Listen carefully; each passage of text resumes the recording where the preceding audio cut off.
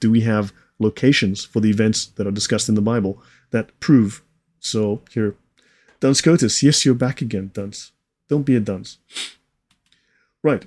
Now, if there is little to no historical validity, does the claim have merit? And the answer is no.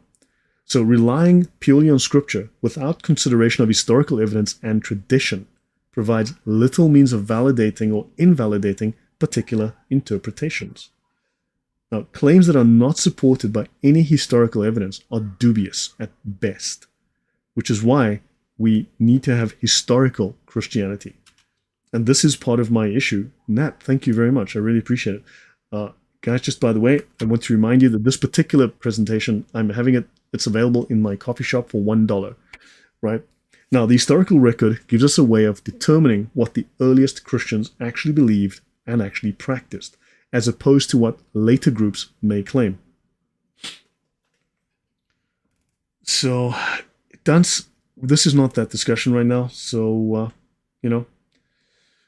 the historical record gives us a way to determine what the earliest Christians believed and what they practiced, as opposed to claims made by later groups, right? And then, of course, interpretations with a strong historical and textual basis must be given more merit than those without. Does this make sense, guys? Am I making reasonable claims here? Am I making reasonable claims for evaluating the evidence of history? I mean, does this seem reasonable, or am I like being hysterical? Understand? So, He Never Returned as a Horse says, I recently learned the term monkey branching, referring to a young woman searching a better mate. Then the term seems to apply to Christians searching for a better church. Okay, so Gergely Oskolas, I hope I said that correctly, says absolutely logical. Thank you. Right. Now, Scripture is authoritative. This is not to state that Scripture is not authoritative. We're not saying that. But history helps us determine the most accurate and valid interpretation of that Scripture. Are we standing on the shoulders of those who came before us, or are we in the 16th century simply making up our own innovations? Now, claims that are not grounded in history are little more than speculation. Hopefully all of this is reasonable. Hopefully all of this is logical. It makes sense. These are reasonable questions to ask, a reasonable perspective to have, okay? So, Scripture may be inerrant, but do understand that human interpretations of it are not. Right? Scripture might be inerrant, but human interpretations of Scripture are not. So, guys, yeah, after the show, I'll bump the price up. I'll make it. I'll probably make it like $10. So grab it while you can for $1 right now. It's on sale, and I'll bump it up a little bit later, maybe tomorrow. But I want to make this available to you guys. So now, let's go from Nicaea to Chalcedon. So the decision in favor of the Athanasian view of Jesus, right, of Christianity at Nicaea did not end the controversy, right? So now we know that Nicaea did not fix the problem, and just a few years later, you had a different council that went exactly in the wrong direction and actually promoted a heresy, and this created even more schism.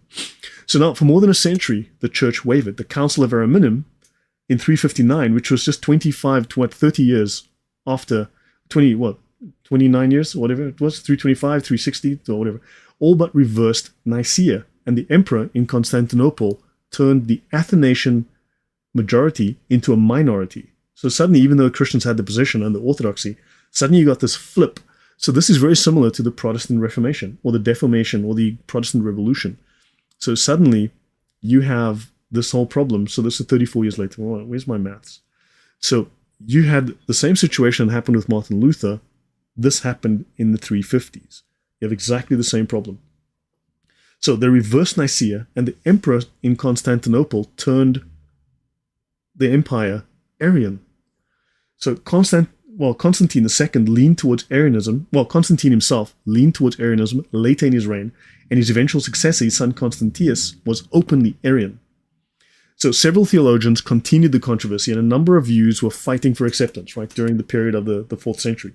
There was monophysitism. So the moment you have a deviation from orthodoxy, you open the door to all sorts of contradictory ideas, because you no longer have strict orthodoxy that's maintaining one truth. Now you have a bunch of truths, and look, there can only be one truth, right? So, and monophysites held that Jesus had only a divine nature, and he had passed through his mother Mary as water passes through a tube. So he did not absorb any humanity.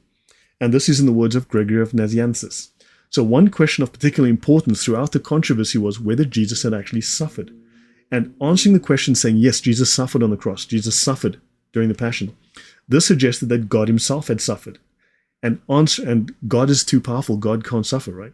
And saying no undermined Jesus' full humanity, and thereby his ability to redeem humankind. So this was a very poor understanding of Scripture.